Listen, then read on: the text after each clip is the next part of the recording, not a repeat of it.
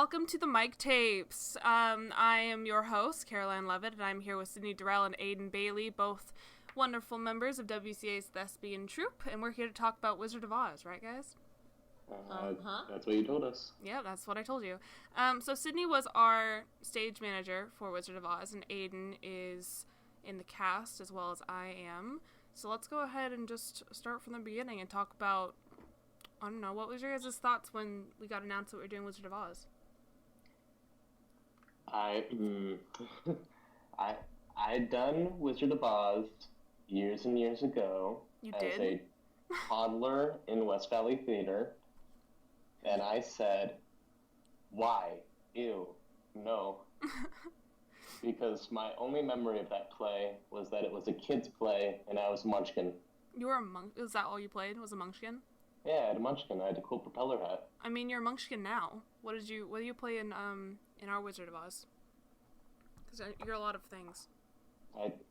I am the professor. I'm a munchkin. I am a voice that speaks softly in the woods. I am a snowman. I am an Ozian. I am the wizard. I am a Winky. I am a jitterbug. Oh god. That's too many people. That is it. I only played the Wicked Witch of the West because I don't get to have ensemble things. Sydney, what about you? You didn't want to act in this one, but you did want to stage manage it. Yeah, I wanted to stage manage. I had a lot of fun being a stage manager for Dead Man's Chest, and I thought, why not amp that up 10 times and do a musical for my first real production as a stage manager? And just go ham on it, right? And you submitted that to Thespians too. Okay, so one of the big things that we were told from the beginning of Wizard of Oz was that Mr. Brady, our director's vision for the show, was to create like theater magic, right? Yes. So when we were in the audition process and things like that, Sydney, can you tell us like anything about how you guys were looking for theater magic, I guess? Because I know the staging is really interesting for this one. Well, we had a lot of different components that we had never done in our auditions before, such as the groups making animals. He was really looking for really good improv and creativity skills, and then we also had the acting and the singing. And then he purposely made us do songs before like the 70s so that we would match the tone of the show more. I totally forgot about the animals thing. We were told to get into groups of 3 to 5 and use our bodies to create like one animal. I did a snail. Aedan, what did you do? I did a T-Rex. Nice. Okay, so this was our first outdoor show as well. It was the first one that we ever did out, like not in a theater, because we've done things in different theaters. We've done ones in not really theaters, and this one was outdoors, which ended up biting us in the butt when it came to rain time. But I don't know, Aedan, what was your thoughts on a outdoor theater? It occurred to me that it was weird that we had never used the piazza before, and that we always defaulted to Talkwitz because, like, it's right there. Right. But so many logistical issues. But I guess Mr. Brady was like, well, let's go for it. And honestly, before it rained on our parade, so to speak, it was actually a really, really cool setup. The only thing that I couldn't wrap my head around was that there were no wings to hide in. But oh, yeah. Well, I mean, we were going to have wings anyway. Wooden walls, kind of like our backdrop to the side, that would hide a little bit, but it wouldn't be like the Talkwitz wings. Mm-hmm. Yeah. We had a... what did we have? How do we describe the scaffolding? It was like... we had rolling platforms that we could adjust the heights with. We had 4 main heights. They were all taped off, so we knew which one was which. And then we would use them. Yeah, before we had, like, set where the heights were going to be, we did, like, brainstorm, different scenes in them, which I think made it blocking a lot easier, right? Yeah, Mr. Brady said it was the easiest blocking he's ever done because he spent a lot of time letting people just play on it, doing whatever they wanted. Yeah. Which I agree with. I mean, for me, because I'm not acting, I wasn't being as productive as I was later on, but it helped move the actual blocking a lot faster than for Merry Wives. I feel like I was way more productive in the beginning with the brainstorming than when we got to the acting, since I had so little things to do during singing and choreography rehearsal. But, you know, that's all right. We had a lot of fun doing the planning out blocking beforehand, just playing on things and playing with trapdoors and falling off them, getting hit in the head with them, and all that fun stuff. It took me a second to like wrap my head around the fact that there was going to be nothing except the scaffolding. Right? It was Like, really weird. For a moment there, I was like, "Oh, and we're going to put things on the scaffolding." And Mr. Brady said, "No, we're not." And I went, "What?" Yeah, I thought we were going to like attach set pieces to them. Yeah. Yeah. But it was just the scaffolding, and for a solid like 2 weeks, I was like, But no. But that's not a set. I don't understand. I was the same way. And I mean, a couple months before we started production, Mr. Brady had the vision of making the set turn into other set and not having scaffolding. Like, his original idea was having things like hay bales in Kansas roll out to be the Yellow Brick Road, and then it turned out that I don't know how he ended up moving from that into scaffolding, but he did at some point. And then we ended up just having big metal platforms to roll around on and dance on and things like that, which were really fun. I think honestly they're a lot of fun, and I really hope that we get to do the show even after COVID-19, because they're really cool. And if not, we can always use them for something else, right? Okay, so let's talk. You guys want to talk about costuming? Because that was a whole adventure. I mean, neither of us are really costumers. But Costuming was an adventure. That is for sure. Okay, Sydney, tell us about it. Well, I did help costuming a little bit because when I wasn't doing anything when the show was running, so say during choreography, I would help sew. And there was I think we've ever changes. Legally Blonde was close, but then you're cutting out a little bit. You're cutting out a little bit, Sid. That's great. Right. Mr. Brady said he wanted like quilts, right? He wanted a Kansas style, and so we thought that quilts would best match that. Okay. So that's why we built the fabric for the witch. We made the fabric for Dorothy, and that's why we gave stripes to the ensemble. They tried to make the ensemble costume fabric too. Like, Dorothy's fabric had hundreds of little triangles sewn together to make the different flip costumes, because he also wanted Kansas to be in black and white. So if the show does still happen, you guys will see what we mean by like flip costumes. But everyone had a black and white version of their costume that flipped into a colored one during the change. Costuming was really overwhelmed this time around. Like, it was kind of scary. I remember going there once during a movie night one, and I didn't end up leaving till like 9:30, and there were still people there just like sewing triangles and stripes together aggressively to make costumes. And I spent a couple hours making about a quarter of Toto's costume, which was all hand crocheted. It was really intense. And I mean, hopefully costuming is still going to be making the rest of the costumes so that we don't have such rush pieces, because when it came down to the week before we were supposed to go on, they were not even close to being done yet. And their costumes were due like a day after we were told that the show was canceled. Mm-hmm. Yeah. Okay, I want to ask you guys if you have anything interesting, like personal experiences from the show that were funny or fun or something. Stories. Ooh. Gonna have to give me a second to think about that one. My favorite thing is always the second day of off book. For anyone that's not in theater, they won't understand, but it's the worst run through the show will ever see. I mean, I did pretty good. I only called line once. Yeah, not everyone was like that. No. As stage manager, I had to read everyone their lines. But the thing that made this one special is that Trey, who is the Scarecrow, was not there for most of it. Oh my God, he wasn't. I had to read his lines, and then every time someone else called line. So if he was in a scene with them, they would get confused because I would start reading Trey's lines, and then Alfred would repeat them as if he was calling a line. Yeah. Oh, yeah, because he would read... Yeah. Alfred would get confused. Alfred improving was just the best thing about that day, my god, period. Every single line is just not as written at all. It's horrible. But it's funny to watch. He does well, though. He does well. We were doing... I think we were doing a Greek run-through, was it? During the incident with the hole and the pencil and things.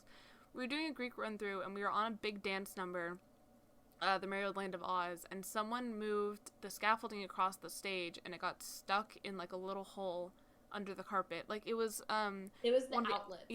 There was an outlet plug on the floor, and it got stuck in there, and then everyone was struggling to get past it, but also trying to go as fast and loud as possible.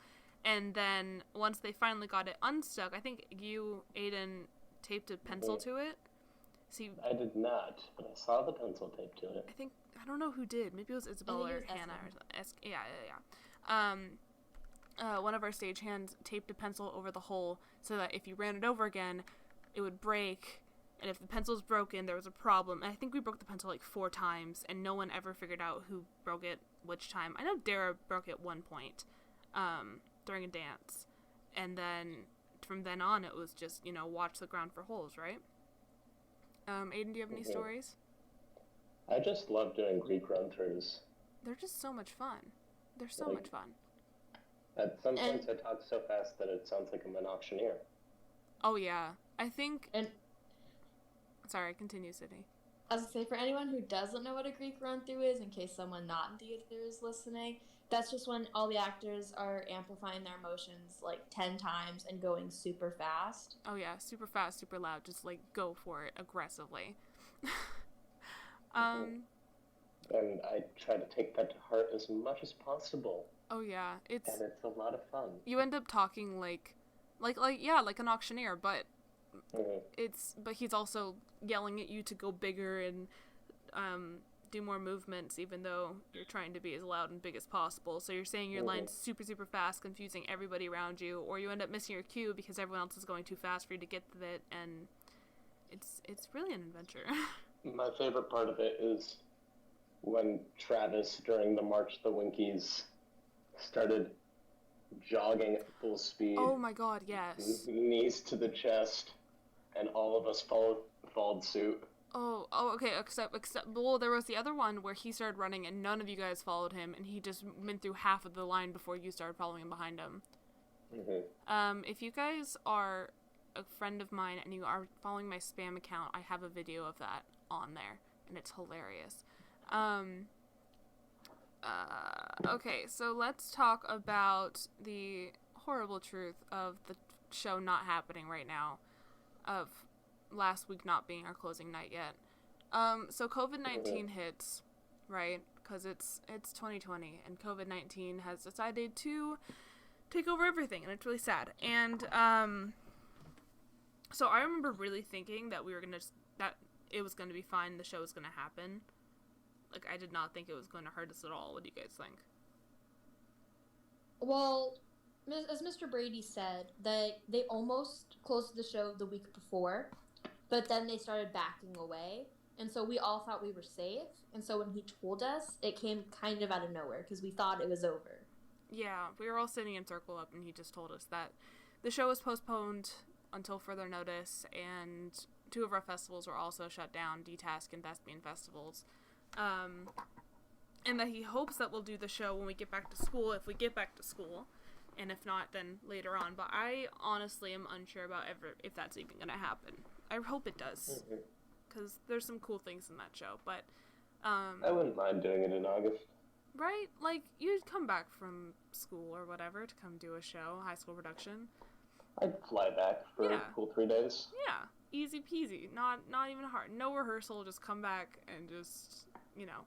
And then as soon as we were told that the show was over, we just immediately started making plans for how we were going to rehearse, knowing that it's not happening. And so we wanted to do a short rehearsal every day and just kind of stay on our toes. And then the next day we were told that school was closing until further notice too. So we can't really rehearse from home, and then we got quarantined, so now we really can't rehearse from home since we're all stuck inside. So I started a podcast, you know, because Shelter in place. Woo, California. So Sydney, do you know anything about the show going on from now? Of, like, what's going to happen? Honestly, no. I mean, I would love to do the show again. It'd be hard because I do have summer plans, and GCU starts school, like, second week of August, not in September. But like Mr. Brady and Mr. Bailey kept saying before school got out, is that everything is changing each hour. You know, like 3 hours before they announced it, they didn't know if they were going to cancel school at all. Yeah. And so, I mean, we may end up deciding, oh, we want to do the show this day, and then it's going to change very like the next day. Very, very quickly. Yeah, it's really spooky. I think we're pretty much in an apocalypse. I mean, I told a Walgreens guy happy apocalypse. Did that freak him out a little bit? No, he laughed and said, "You too." Okay, so we're only at about 15 minutes of audio. I'd like to get it up to about 20 probably. So, if you guys have anything else that you want to talk about of Wizard of Oz or just theater in general, I'd love to hear it. I think theater will bounce back stronger after this, especially if we don't get to perform Wizard of Oz. Next year's theater will just be more vehement about actually performing a show and making it the best possible thing ever. Yeah, I agree. I think even though we didn't get to perform, we all kind of learned something. I know Brady learned the extent of his costumers. He really pushed them to the edge. And we're just kind of learning how to bounce back from things like the situation that's going on in the world right now and learn how to deal with it. I am excited to find out if we do the show or not. I know there's a lot of schools who ended up not doing their shows live. A lot of schools got canceled because of COVID-19. I saw a couple of them that live streamed it because they luckily had about 2 weeks before our opening date, so they managed to have those like days when it was no assemblies but you're still at school. They spent those live streaming their plays for people to watch. Oh, well, good for them. Yeah, I know, right? Good for them. I'm not jealous. Pfft, whatever. But I'm really glad that there are schools that got to do their shows, even though we didn't, and hopefully we'll be able to eventually. Yeah. Sydney, do you have anything else you'd like to say? Well, I'd just like to say I agree with Aedan that we will definitely come back stronger next year, because the special thing about our troupe is that we are so close-knit as like a family. Yeah. And so no matter what, even, if I don't return next year, if we don't get to do the show at all, you know, everyone will still take this experience and make the next show the best that it can be, because they know that their time is limited and that they need to treat it special. Do you think that's going to be true for just our theater, or do you think that's going to kind of affect how the arts are looked at for the rest of the country? I definitely think it'll make every troupe stronger, or at least I hope it does. Yeah. But not every troupe is as close as ours. And so I know how we will handle it. We will handle it, and we will be stronger than ever. And that's just what I hope others will do. I honestly think that, I mean, what I saw the most of in, like, the media on, like, TikTok and Instagram and things about COVID-19 from the beginning was theater troupes, because that's the kind of thing that I follow. I didn't see the news. I didn't see how it affected other things. I didn't know anything about Italy for a while. But I saw a ton of theater troupes talking about how they were upset that their show was gone and talking about how they would go around that. And I honestly think that even though it really sucks for us now, it will be, I can't see theater not being different after this. I don't see anything not being different after COVID-19. But I think high school productions will find ways to, I don't know, improve themselves because of what's going on. Does that make sense? I think more live streams. More live streams, yes. More podcasts will emerge, because this is how I've decided to keep my school entertained. Okay, well, we're about 20 minutes in, and I think that's pretty good for our first episode, so thank you guys so much for coming on. I appreciate it. I keep unplugging my headphones. It's really annoying. Okay, thank you guys so much for coming on. To listeners, thank you for listening too. Be sure to subscribe and like if whatever platform you're listening on has those, and come in next week to watch or listen to the same thing. I appreciate you guys very much, Sydney and Aedan. You guys have been wonderful guests. If you have any ideas, listeners, for new topics, go ahead and comment them or message me or email themictapes@gmail.com. If you'd like to be a guest on the show, you can also do the same thing there. Thank you guys so much. Keep listening. Keep it going. Keep it strong. Keep doing art. Thank you so much, and goodbye.